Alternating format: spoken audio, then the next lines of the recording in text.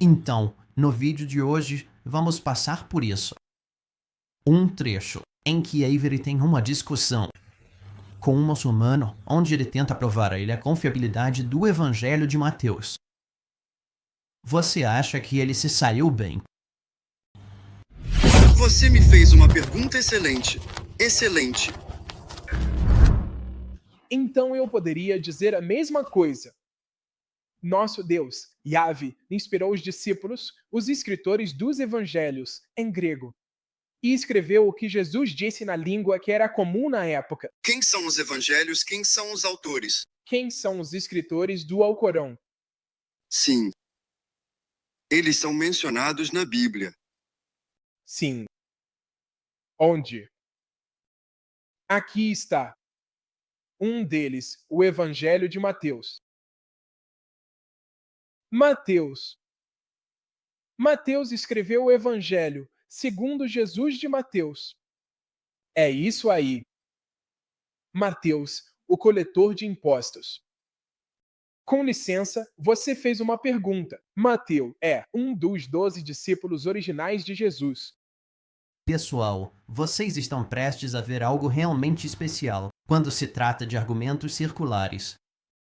Os companheiros são mensageiros do Alcorão. Companheiros mensageiros. Eles não eram. Mas eles estão escrevendo o Alcorão. Qual é o problema com isso? Mas você desafiou Mateus por ter escrito o Evangelho, e ele é um mensageiro. Mas... Então, Mateus. Ok, então você pode admitir que Mateus tem mais crédito. Espera, você pode admitir então. Você pode admitir que Mateus tem mais crédito. Então, os companheiros de Muhammad, que não são mensageiros, por que não? Mateus mensageiro. Porque ele estava com você à época Jesus estava vivo. Ele é um dos discípulos. Doutor, como você sabe? Porque está escrito no Evangelho, ele é discípulo. Porque no Evangelho. Bem aqui. E ele chamou seus 12 discípulos e deu a eles autoridade sobre espíritos imundos, para expulsá-los e curar toda doença e aflição. Os nomes dos 12 apóstolos são esses: Simão, chamado Pedro, André, seu irmão, Tiago, filho de Zebedeu, João, seu irmão, Filipe e Bartolomeu, Tomé, e Mateu, o coletor de impostos, Tiago, filho de Alfeu, Tadeu, Simão, o Zelote e Judas Iscariotes, que o traiu. Esses 12, Jesus os enviou. Então eles são mensageiros. Jesus enviou mensageiros. Então, o que você acabou de ver é a Avery afirmando que você deve confiar no Evangelho de Mateus, porque Mateus diz no Evangelho de Mateus que Jesus o enviou. Agora, isso é só o primeiro de vários problemas. Então, você vê, mesmo no xismo, os sunitas não levam os padrões xiitas muito a sério, mas eles acertaram nessa. Quando se trata de determinar a confiabilidade de um narrador, muitas vezes eles avaliam a confiabilidade do narrador por um dos seus imames elogiando o narrador. Agora, eles aceitariam essas afirmações, desde que o elogio do imame chegue ao imame através de uma cadeia autêntica. No entanto, a exceção seria se estivermos realmente tentando investigar o status do companheiro dele. Então, se o companheiro do imame está dizendo que o imame disse que eu vou pro céu, bom, a gente não pode realmente confiar nessa afirmação para chegar a um julgamento sobre aquele companheiro do imame. Porque é circular. Então o irmão está perguntando por que você confia em Mateus. E Avery está dizendo, nós confiamos em Mateus, porque Mateus disse que Jesus disse que Mateus é um mensageiro. Agora, o que é mais irônico é que um desses mensageiros é Judas. Então, vamos conferir esse trecho mais uma vez. E Judas Iscariotes, que o traiu. Esses 12, Jesus os enviou. Bom, aí vai seu argumento, Avery. Um desses mensageiros que você mencionou é alguém que traiu Jesus. Então, como podemos assumir isso? Por que deveríamos assumir isso? Um mensageiro enviado por Jesus é confiável quando um exemplo gritante de um desses que você mencionou na verdade traz Jesus. O irmão está te perguntando por que deveríamos confiar neles. E você está dizendo, bom, é porque os mensageiros são confiáveis. Bom, um deles, na verdade, matou Jesus ou foi a causa de sua morte. Eu assumiria que isso te tornaria não confiável. Um mensageiro. Jesus enviou o mensageiro. Jesus enviou o mensageiro. Você acredita que Jesus é Deus? Certo. Está bem aqui. Só Deus pode enviar mensageiros. Uau. Ok, uau. Só uau. Então, de acordo com Avery, e ele está dizendo isso literalmente, só Deus tem a capacidade de enviar mensageiros. Agora, vamos analisar isso. Nós determinamos se um mensageiro é realmente um mensageiro pelo Sinai, os milagres, as profecias sobre eles e coisas do tipo. A gente não assume que alguém é um mensageiro simplesmente porque ele disse, eu sou um mensageiro e só Deus envia mensageiros, portanto eu sou confiável. Ninguém aborda a religião dessa forma, exceto o Avery, aparentemente. Avery, você está simplesmente confiando na afirmação de alguém, o que é insuficiente. Você também pode ver que o Avery está claramente angustiado com a linha de questionamento, apesar de ser extremamente simples. E que é algo com o qual ele está lutando muito. Você acredita em Jesus, Deus? Só Deus tem a capacidade de enviar mensageiros. Certo. Então isso é Jesus mostrando que ele é Deus porque ele está enviando mensageiros. Peces.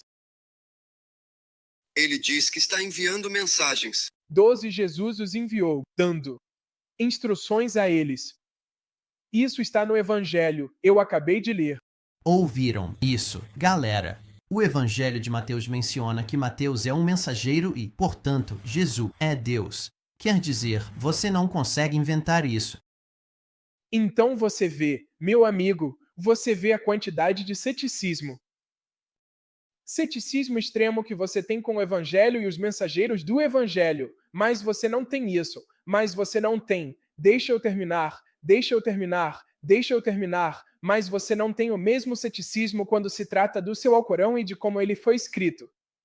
E para finalizar, o Avery está chamando esse muçulmano de alguém que está mostrando ceticismo. E na verdade, o muçulmano aqui está apenas mostrando um ceticismo mínimo.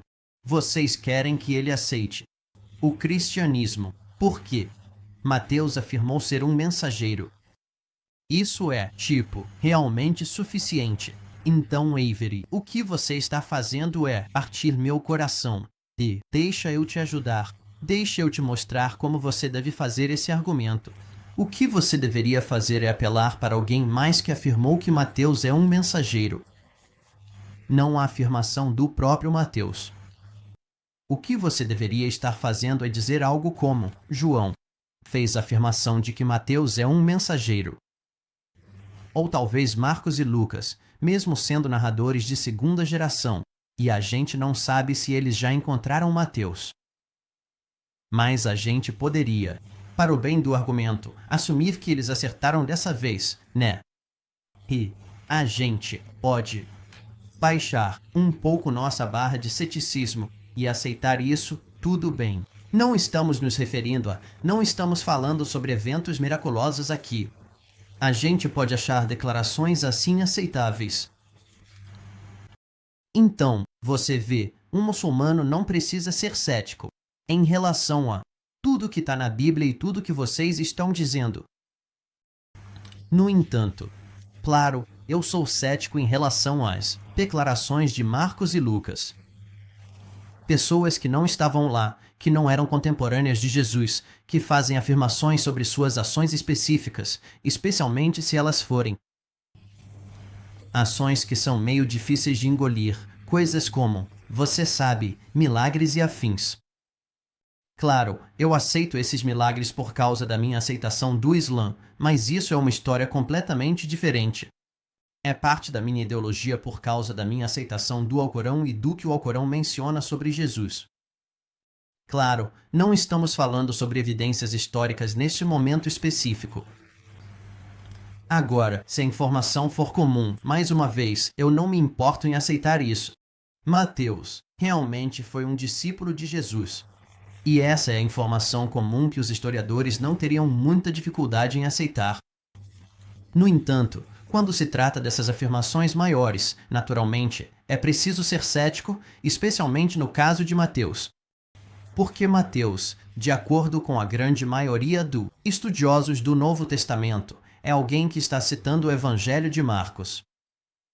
O que é muito estranho porque, novamente, Marcos é um cristão de segunda geração. Fonte. Porque alguém que estava lá na época, porque alguém contemporâneo de Jesus, um aluno de Jesus, um discípulo de Jesus, um mensageiro de Jesus, segundo você, usaria essas palavras? Porque ele estaria citando uma fonte de segunda geração. Muito estranho. E outra coisa estranha é que, se você realmente olhar para o Evangelho de Mateus, não há indicações de que isso foi escrito por uma testemunha ocular. Não há declaração em que ele diga, eu ouvi Jesus. Eu vi Jesus fazer isso. E que ele nunca se refere a si mesmo na primeira pessoa, o que dá, menos legitimidade ao seu livro. Porque isso cria um abismo entre ele e os eventos reais que estão acontecendo. Na verdade, no Evangelho de Mateus, quando menciona Mateus, ele o menciona na terceira pessoa. E eu não vejo absolutamente nenhuma sabedoria para que isso aconteça, a menos que o livro tenha sido escrito por alguém que não seja o próprio Mateus. Olha isso. Esses são versículos de Mateus, capítulo 9. Enquanto Jesus seguia, de lá, ele viu um homem chamado Mateus sentado na coletoria. Siga-me, ele disse a ele. E Mateus se levantou e o seguiu. Mais tarde, enquanto Jesus jantava na casa de Mateus, muitos coletores de impostos e pecadores vieram e comeram com ele seus discípulos. Quando os fariseus viram isso, perguntaram aos seus discípulos por que o seu mestre come com coletores de impostos e pecadores. Agora, se eu fosse Mateus, eu teria escrito algo assim em vez disso. Enquanto Jesus seguia, de lá, ele se deparou comigo. Quando eu estava sentado na coletoria, ele disse, siga-me. E eu me levantei e o segui. Mais tarde, enquanto Jesus jantava na minha casa, muitos coletores de impostos e pecadores vieram e comeram conosco. Quando os fariseus viram isso, eles nos perguntaram: por que o seu mestre come com coletores de impostos e pecadores? Agora, de acordo com a metodologia padrão dos historiadores, você precisa se basear em relatos de testemunhas oculares. E por causa disso, Mateus, se você vai até assumir que ele escreveu o livro, e ele está falando na terceira pessoa, ao falar na terceira pessoa, ele está se distanciando dos eventos, o que torna tudo que é mencionado no Evangelho de Mateus menos credível. Então, basicamente, Mateus está minando seu próprio livro ao falar dessa maneira. Novamente, se você até assumir que ele realmente escreveu esse Evangelho, claro, tudo isso está relacionado à discussão original entre Avery e o irmão muçulmano. De qualquer forma, Avery está conversando com o muçulmano sobre ceticismo, e você não deveria ser cético quando você consegue ver claramente que Avery está tão preso às suas crenças que ele tenha a ingenuidade de uma criança que está esperando o Papai Noel descer pela chaminé. Então, meu conselho para os cristãos que acreditam no Evangelho de Mateus ou em qualquer um dos Evangelhos é que eu recomendo fortemente que vocês tirem um tempo analisando a confiabilidade dessas obras. Talvez conferir minha playlist com o irmão Ijaz Ahmed, onde analisamos a confiabilidade dos evangelhos um por um. Inshallah, vai ser uma ótima experiência de aprendizado para vocês, pessoal, e para o resto de vocês. Até mais. Assalamu alaikum warahmatullahi wabarakatuh. Lógica. Essa é a discussão que nós temos. Lógica. É isso que é. Não é lógica. É lógica. É, para você é lógica. Lógica. Não é lógica, sabe? Então, nós acreditamos, nós